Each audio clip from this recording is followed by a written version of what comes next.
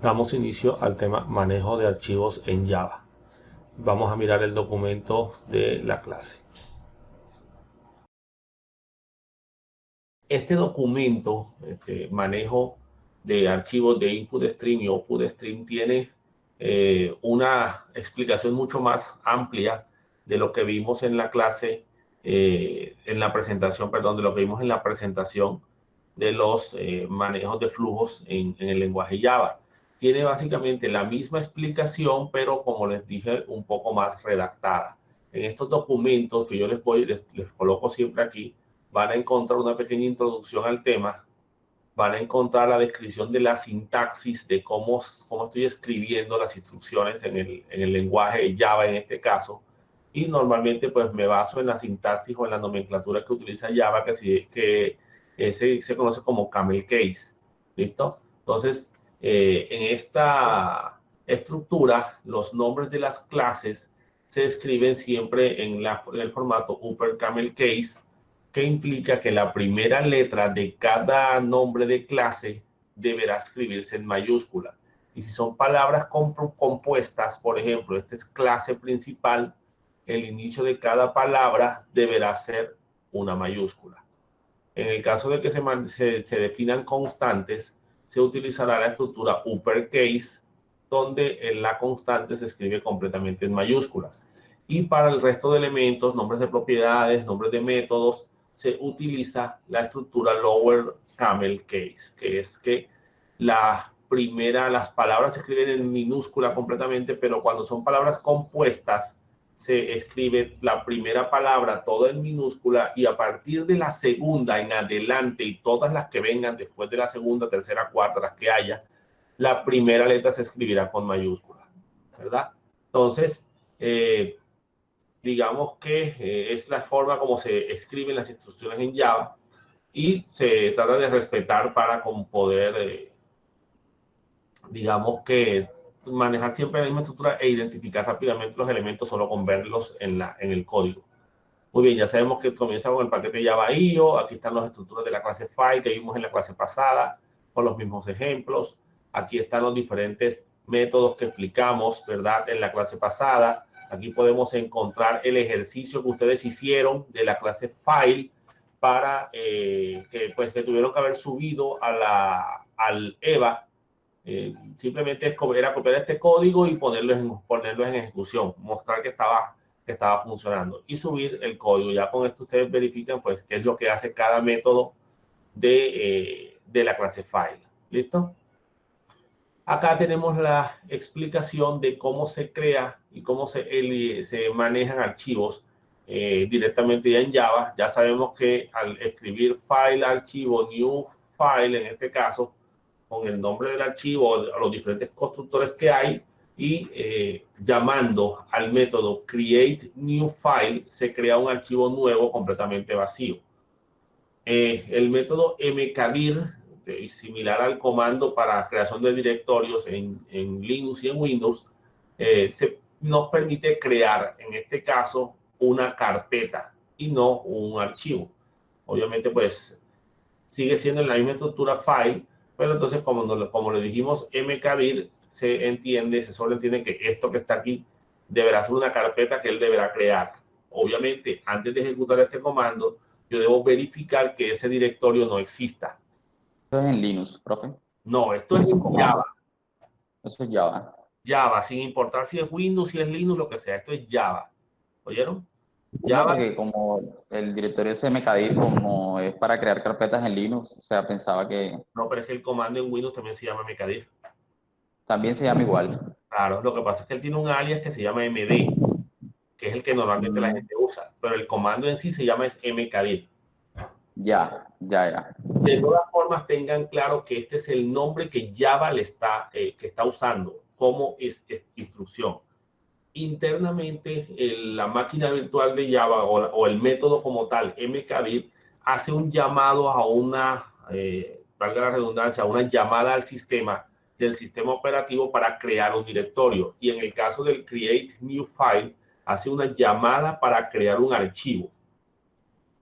Recuerden que todas estas operaciones en realidad no las va a hacer mi aplicación, ni las va a hacer Java como tal. Las va a construir es el sistema operativo, porque el lenguaje le da o le solicita al sistema operativo que ejecute ciertas operaciones, ya que el sistema operativo es el único que tiene acceso al disco. Estas instrucciones son simplemente para no tener que preocuparme por cuál es la llamada al sistema y obviamente independientemente del sistema operativo. ¿Quién se encargará de llamar al comando mkdir en Linux, en Windows, en Solaris, en FreeBSD, en Android, en el que sea? En la máquina virtual.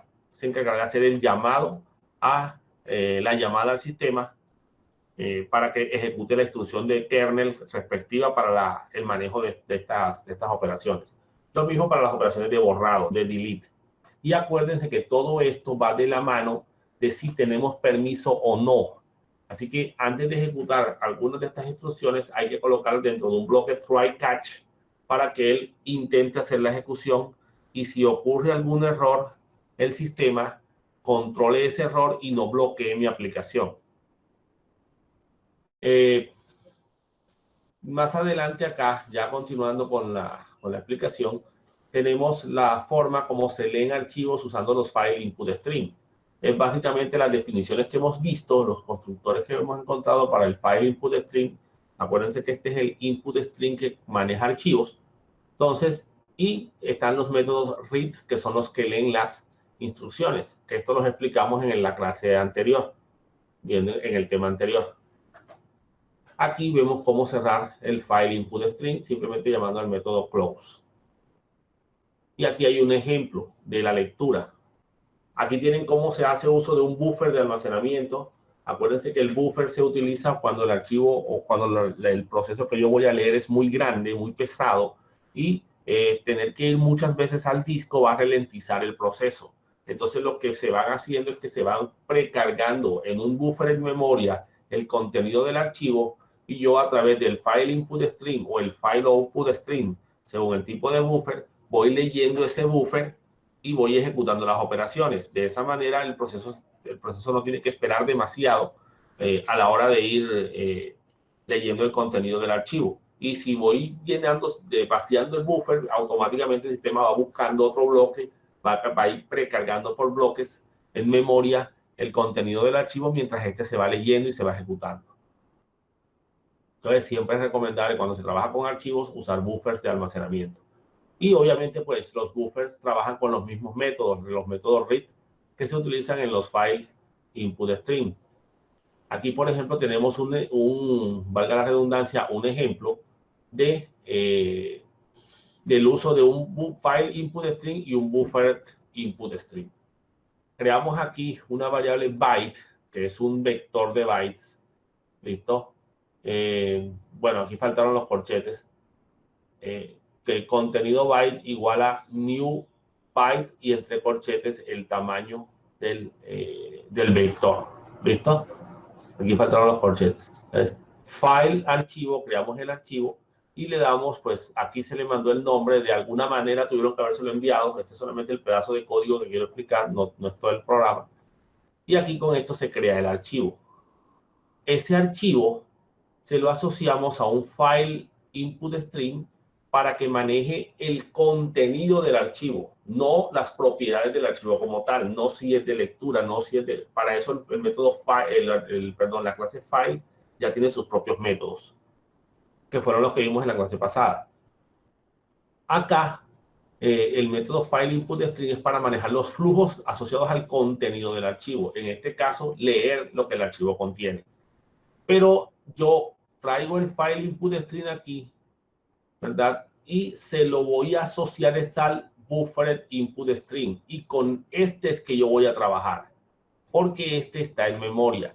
Si yo no uso este, sino que uso directamente el file input string, se carga el archivo en memoria, digamos que lo que él puede cargar, el tamaño que se haya definido asociado al tamaño del vector, en este caso 1024 bytes. Entonces, se cargan allá en memoria y hasta que no se termina de procesar esos 1024 bytes, se va después al disco duro otra vez a buscar otros 1024 bytes y ahí va trabajando. En cambio, si usamos un buffer, busca la capacidad, la va precargando al buffer y yo voy trabajando directamente con el buffer. A medida que el sistema ya el file input string volcó esos 1024 bytes al buffer, ya quedó liberado y va a buscar otros 1024. ¿Sí está claro el manejo en este caso?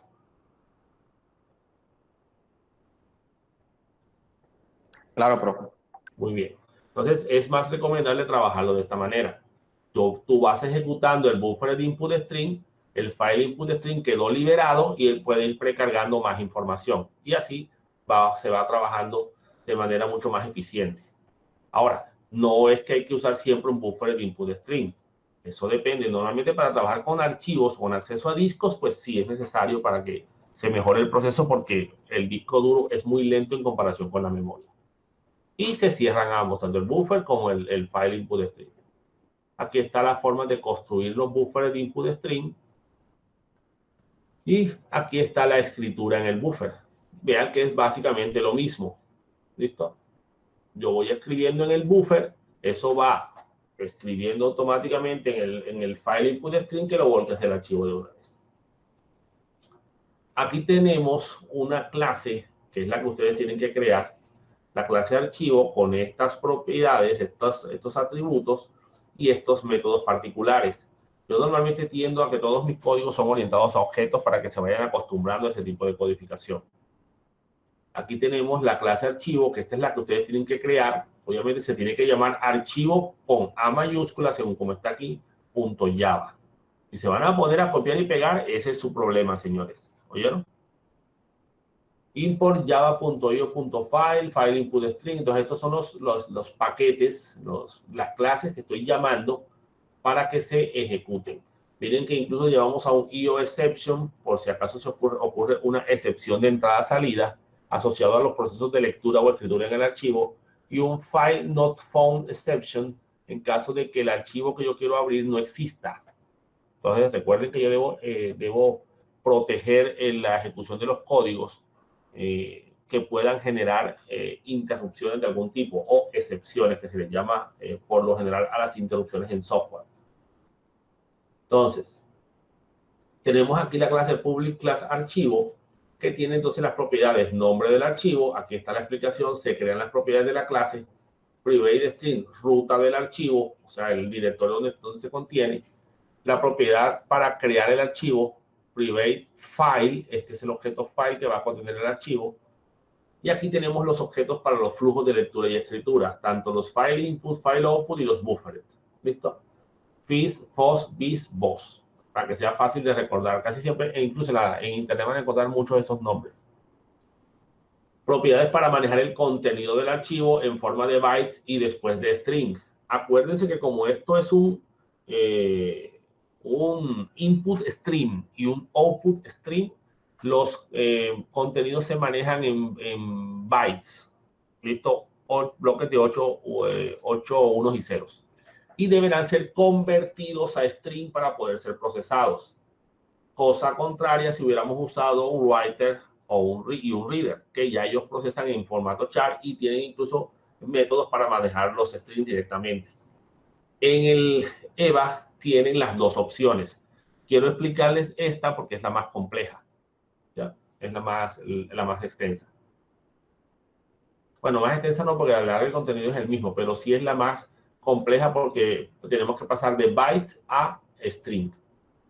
Muy bien, entonces este valor contenido byte va a ir cargando los bytes para ir procesándolos, ya sea para lectura o para escritura. Y esta contenido string va a tomar estos bytes y los va a convertir y los va a manejar como cadena de texto. Porque a la larga lo que yo escribo con el teclado desde una clase scanner se convierte por defecto, bueno, usando el método next o nextLine, se convierte en un string. Así que yo deberé manejarlo de esa manera, tanto para poder mostrarlo en la pantalla como para poder escribirlo después. Si lo voy a mostrar en la pantalla, deberé tomar el flujo de bytes y convertirlo en string. Y si lo voy a guardar en un archivo, deberé tomar el string que capture del teclado y convertirlo en un flujo de bytes. Muy bien, aquí está el constructor por defecto, no hace nada. Tenemos el constructor que ya define la ruta y el nombre del archivo a través de los métodos set ruta archivo y set nombre archivo. Acuérdense que los métodos set son los que asignan los valores y los métodos get me muestran el contenido. Entonces, aquí está método para asignar nombre al archivo, string, nombre. Este método recibe un string y lo almacena en la variable nombre archivo, que es esta que está aquí. Listo, lo mismo hace con la ruta, y este es el get nombre del archivo. Miren que esto llama al método, al objeto archivo.getName, que me devuelve un string con el nombre del archivo. ¿Listo? ¿Por qué archivo? Porque es que así se llama la variable file. Acá tenemos get ruta archivo, devuelve el get patch. Acuérdense que este método devuelve la ruta. Get absolute patch devuelve toda la ruta entera con el nombre del archivo. Y get contenido archivo devolverá un string completo con el contenido en formato string del archivo. Public boolean crear archivo. Este es el método que va a crear el archivo usando el método create new file. Entonces, manejamos esta variable booleana que es para determinar si el archivo se pudo crear o no. Por eso el método devuelve un boolean. Entonces, creamos el archivo basado en la ruta. Entonces, archivo igual a new file, el directorio donde va a crear el archivo y el nombre del archivo. Verificamos si el archivo existe. Si el archivo no existe, deberá ser creado. No se valida la existencia de la ruta. ¿Oyeron? Así que si la ruta no está bien escrita, eso puede generar un error también. Si negación archivo.exist, este método verifica si el archivo existe y devuelve un booleano, y en este caso estoy diciendo que no exista. En el bloque try, el sistema, o lo que se encuentra ubicado dentro del bloque try, el sistema le dice, bueno, intenta ejecutar este código. Si este código no se puede ejecutar por algún error, alguna excepción que se genere, y tú esa excepción la estás controlando aquí, ¿verdad? Si la estás controlando aquí, él cae aquí y ejecuta este código que está acá. Si no hay ningún código, pues no ejecuta nada, pero sí captura el error para que el programa no se bloquee. En este caso, estamos tratando de crear un archivo. Por eso está el intenta, try. Intenta crear el archivo. Si no puedes, captúralo aquí. Ahora, ¿qué pasa si el error de intento de creación del archivo no es un error de IO exception? Pues que en este caso no va a capturarse el error y va a bloquearse el sistema. Una particularidad que tiene la máquina virtual de Java es que ella, cuando estás compilando tu aplicación, te advierte y te dice, mira, aquí se puede generar esta posible excepción, deberías controlarla. Y te dice, puede ser una file not found exception, por ejemplo. Y el sistema no te va a dejar compilar tu aplicación hasta que no coloques el bloque try catch o la llamada al throw en el nombre del método para poder controlar esa excepción. Porque la máquina virtual no va a permitir que tú definas una aplicación que va a tener problemas de posible disponibilidad más adelante.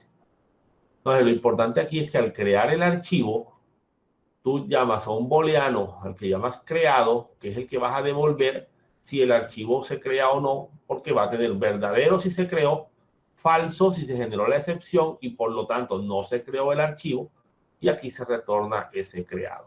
Entonces van a manejar, en estos tipos de código van a manejar muchos try catch. ¿Listo? Muy bien. Aquí está el proceso de leer un archivo.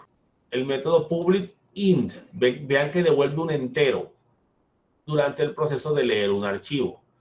Y aquí lo que pues normalmente hago en este tipo de aplicaciones es básicamente lo que hacen los servidores. Me invento unos códigos numéricos que me van a representar si se pudo o no se pudo, si hay un error o no hay un error. En el caso de crear un archivo, acá arriba, solamente hay dos posibles opciones. O se creó o no se creó. ¿Listo? Entonces, si creado es falso, muestra un error que indica no se pudo crear el archivo. Por X o Y motivo, pues, como es un solo posible error, pues no se pudo crear el archivo. En este caso, miren, valor leído es el valor que va a retornarse como entero. Y aquí es de 200. Como es de 200, eso implica que si el código que va a llamar a este programa, o sea, en este caso la clase principal, que acá se llama la clase main, ve que después de leer el archivo, el código que se devolvió o el valor numérico que se devolvió es de 200, es porque todo quedó bien y el archivo pudo ser leído. Entonces, aquí tenemos también variable contenido para ir almacenando la información del vector. Este es el string que va a ir almacenándome el contenido del archivo. No es el contenido string que está ahí arriba porque esta clase está, esta propiedad que está siendo definida en este método. Miren, ahí está otra vez, try, y viene hasta acá, catch. Y miren que hay varios catch. ¿Listo? File not found exception es un error de que el archivo no existe, y si el archivo no existe, leído va a ser igual a 401. Entonces, si yo capturo un error 401, en mi programa, yo muestro un mensaje en la pantalla que diga, el archivo no existe. El IO exception es un error de entrada-salida. Es mucho más amplio que este. Es más, este puede abarcar a este. Entonces, si el método devuelve en este caso un 402, es porque hubo un problema al leer el archivo. Y ese es el tipo de mensaje que yo tengo que mostrar. Si devolvió 402, no se pudo leer el archivo. Si devolvió 401, el archivo no existe. Y con eso yo voy controlando. Entonces, yo aquí debería poner todos los posibles errores que se puedan generar en el sistema, y a cada error le asigno un código. Y obviamente cada programa que lo llame yo valido contra ese código. Ese código puede estar en una base de datos o en un archivo de texto de códigos, que es normalmente lo más recomendable. Muy bien. Aquí al escribir el archivo. ¿Listo? Entonces, aquí utilizamos file input string, buffer input string. El file input string lo asociamos al archivo y el buffer al file input string. Hacemos la precarga aquí, luego se va para el buffer y ahí se va procesando. Miren este método. Aquí estoy leyendo esto. Estoy leyendo que el método read lee una línea del archivo y hace que el apuntador del archivo salte a la línea siguiente. Y lo que él lea lo va a almacenar en este vector, en el vector contenido byte. ¿Para qué es este número, este valor i de aquí? Si se acuerdan de la explicación pasada, cada vez que él lee un archivo, perdón, lee una línea de flujos, o lee un flujo como tal, todos los métodos input string devuelven un número con la cantidad de bytes que leyeron. Cuando la cantidad o el valor devuelto aquí es -1, es porque ya se terminó de leer el archivo. Por eso, una vez aquí se lee y se almacena en contenido byte el valor leído, se valida aquí en un while, porque a la larga esto va a producir diferentes lecturas aquí adentro. Se valida dentro de un while si i es mayor a 0. Acuérdense, aquí está la explicación B. Como el contenido del archivo puede ser superior al tamaño del vector, es necesario crear un bucle o un ciclo que vaya leyendo el archivo hasta terminar. Se sabrá que finalizó cuando el valor de i sea igual a -1, menor que 0. Se convierte el contenido de bytes a string en una variable temporal llamada contenido, que fue la que definimos aquí. Entonces decimos contenido igual a new string contenido byte. Esta es una otra forma de crear un string basado en otro string. Tomamos esto aquí, el contenido byte, y lo convertimos en string. Y esto que está aquí, señores, es una simple concatenación de cada lectura del contenido dentro de la variable contenido string, que esta a la larga es la que va a contener todo el contenido del archivo, mientras que esta va a tener el contenido de cada línea y se va a ir vaciando y rellenando en cada vuelta del ciclo. También, para evitar, digamos que cargas con basura, porque el problema de esta parte es que se va cargando el byte y digamos que el vector es de 1024 posiciones. Leí 1024 bytes la primera vez y se llenaron los 1024 bytes. Leí los otros 1024 siguientes y se llenaron los 1024 completos. Pero para la siguiente lectura nada más leí 100. Entonces se llenaron 100 posiciones del vector. Y el resto de posiciones siguientes quedaron llenos de basura de la anterior lectura. Así que hay que vaciarlo completamente para que no tenga ningún contenido y no me genere, por ejemplo, que estoy leyendo 3 líneas del archivo. La primera dice primera línea, la segunda dice segunda línea, la tercera dice 3. Entonces va a salir primera línea, segunda línea, 3 líneas, 3 línea, porque va a quedar el remanente de la lectura de la segunda línea. Y aquí se vuelve a leer la línea siguiente. Acuérdense que cada vez que yo hago esta lectura, él hace el salto a la línea siguiente. Como cuando ustedes hacen una lectura de un objeto en web de lectura de una serie de registros en una base de datos. Leen el registro y él va saltando los registros uno por uno. Lo mismo pasa acá. Entonces, esta lectura lee y salta a la línea siguiente. Cerramos porque aquí una vez el ciclo va dando vueltas, va quedando dándose vueltas, concatenando todo esto aquí en este string, que es el que va a tener todo el contenido del archivo. Y una vez termine el ciclo, vamos a liberar los recursos vaciando el buffer y vaciando el objeto file. Perdón, el file input string. Y aquí otra vez el error, 401 si es un file not found exception y 402 si es un IO exception. ¿Listo? Entonces, este es el proceso para leer el archivo. El de escritura, en vez de llamar a un input string, llama a un output string. ¿Listo? Y básicamente es un proceso muy parecido, solo que viene en el otro sentido. Aquí, al ponerle true en la creación del file output string, estamos abriendo el archivo en modo lectoescritura para poder guardar el contenido. Miren el método getBytes.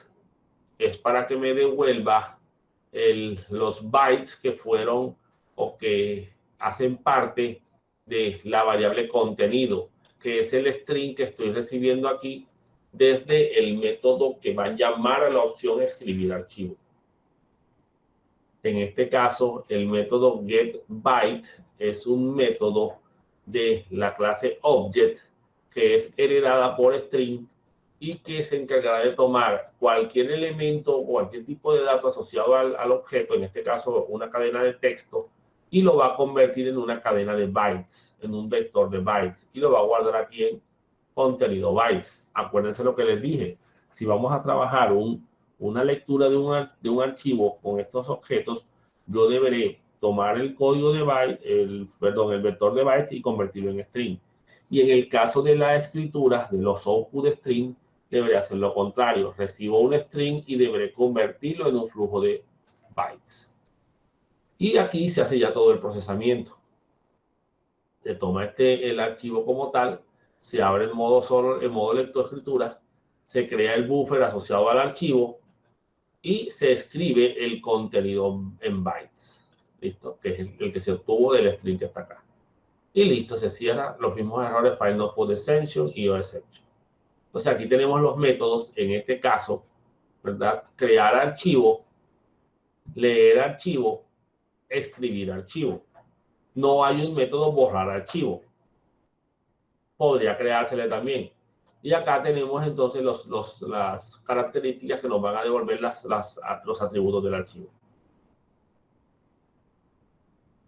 Bueno, la clase main, que obviamente es otro archivo del mismo proyecto, es la que va a tomar la clase scanner, va a activar el public static void main y va a capturar los datos, nombre, contenido del archivo y el objeto archivo, que es el objeto este es el archivo, este es el objeto de acá, que va a tener los métodos de escribir archivo, crear archivo nuevo y todo lo demás. Creamos una variable OP para las opciones, porque vamos a mostrar este menú de opciones que están aquí. Y aquí decimos, indique la ruta del archivo. Entonces tú pones ahí el directorio completo, C2. teniendo en cuenta que si vas a poner el backslash, tiene un sentido especial para el sistema operativo y deberás poner doble backslash. El nombre del archivo, se lee el nombre del archivo y se crea el archivo aquí. Miren que vamos al constructor enseguida de la ruta y del nombre para enseguida asignarle los valores. Después decimos, bueno, esto es en memoria, vamos a hacerlo en disco, crear el archivo nuevo, leer un archivo, escribir o salir. Y nos dice seleccione una opción. Aquí escogemos, ¿verdad? Y leemos la opción que se escribió aquí, ya sea 1, 2, 3 o 4. Este código que está aquí es para evitar que se genere un error de la propia máquina de Java con la clase scanner, porque después de leer un valor numérico, él normalmente tiende a saltarse cualquier instrucción de lectura de texto. Así que este código está aquí y no se hace igual a nada, simplemente para que el sistema se lo salte y cuando venga otro next line por aquí en algún otro lado no vaya a volarse ese, sino que se vuele este que está aquí. De pronto eso les pasó en algunos programas cuando estaban viendo programación 1, programación 2, no sé, o programación orientada a objetos. Y esta es la forma de evitar que la ejecución de un next int haga que se salte el próximo next line. Muy bien, aquí tenemos un switch, un condicional, un dependiendo de que se le dicen algoritmos. Y si escoge el valor 1, crear un nuevo archivo, se llama el método crear archivo. Si devuelve un verdadero, el archivo fue creado con éxito. Si devuelve un falso, no se pudo crear el archivo. Acuérdense que el falso se devuelve si se generó una IO exception. El famoso break, para que termine ahí la instrucción, case 2, si archivo.leer archivo es igual a 200, quiere decir que el archivo se pudo leer, así que muéstrame este contenido, llámate al método getContenidoArchivo, listo, para que me digas qué contiene el archivo y me mande su información. El método getContenidoArchivo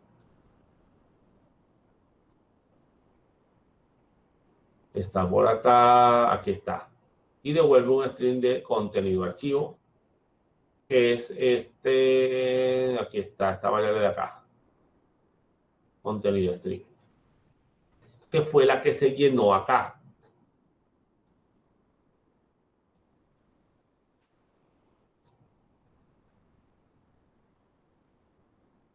Si devolvió 401, el archivo no existe. Si devolvió 402, el archivo no pudo ser abierto. Lo mismo para el proceso de escritura. Eso sí, aquí faltan muchas validaciones. Por ejemplo, que yo quiera ejecutar el código 1, perdón, el código 2 antes del código 1.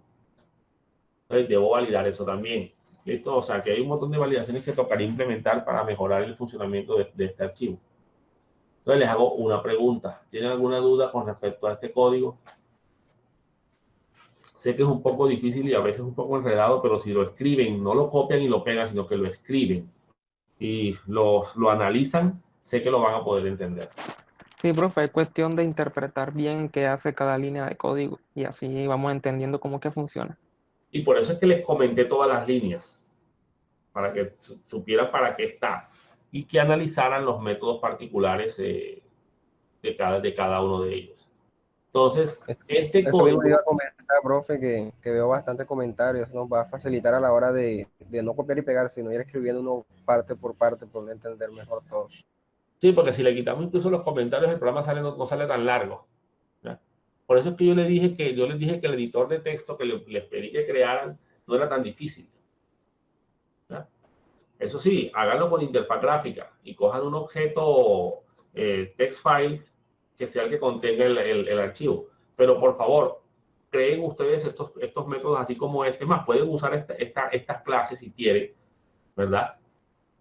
Y no utilicen alguna instrucción de Java que ya lo haga por ustedes, por el sistema. Yo quiero que lo hagan aquí, como a mano, ¿sí? Que se den puño con el sistema, para que ustedes puedan crear sus propias instrucciones sin ningún tipo de problema. Porque este manejo de los buffers y de los input string y todo esto es el mismo para las comunicaciones en redes. ¿Oyeron? Porque a la larga el flujo a las instrucciones no les interesa de dónde vengan.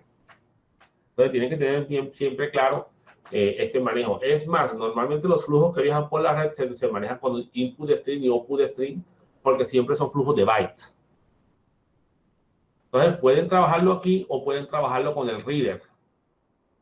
¿Tienen alguna duda o alguna inquietud sobre este tema?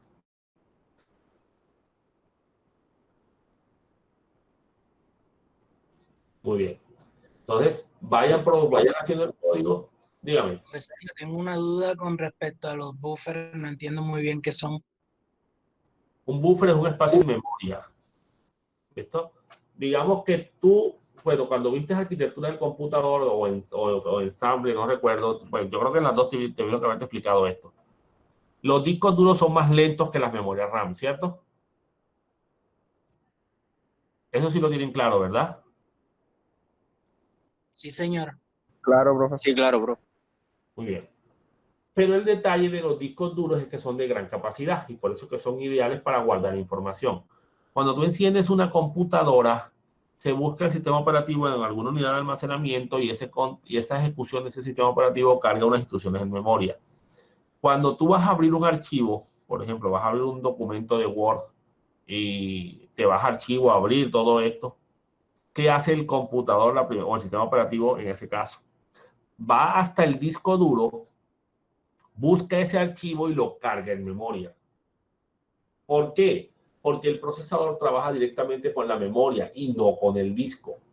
Normalmente el procesador incluso no lee el disco, él tiene un flujo, perdón, el sistema tiene unas líneas de comunicación directa que van de las unidades de almacenamiento hasta la memoria RAM y son controlados por los chipsets, por el chipset de Puente Sur en este caso. Digamos que ese canal de conexión se llama DMA, Direct Memory Access, acceso directo a memoria, es para que se comunique todo el flujo de datos que va desde el disco duro hasta la memoria. Pero hay un pequeño detalle. Digamos que tú tienes, ponle tú 16 GB de memoria RAM, ponle 8 GB de memoria RAM en tu computadora. De esos 8 GB de memoria RAM, se están consumiendo aproximadamente, ponle tú 3 y pico, 2 y pico en el sistema operativo, más las aplicaciones, ¿listo? Y ponle tú que se está consumiendo un 40% de la memoria RAM.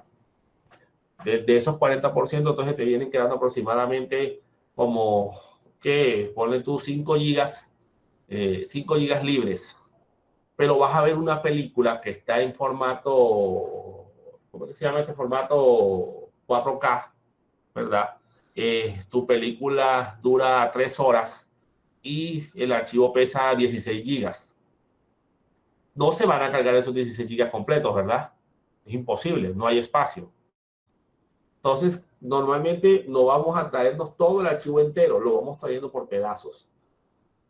Entonces, para poder procesarlo, el sistema lo va volcando por bloques en la memoria RAM, en lo que se conoce como un buffer, un espacio donde él va haciendo las precargas.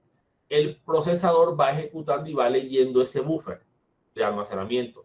Y a medida que el buffer se va vaciando, el sistema va precargando el otro bloque completamente. Entonces, cuando hablamos de un buffer reader, por ejemplo, como el ejemplo que estamos viendo acá, estamos hablando de que el file reader va a trabajar trayéndose la información del disco hacia la memoria en el objeto file reader. El problema de trabajar, de usar recursos de un sistema de cómputo es que si yo lo estoy usando, alguien más no lo puede usar.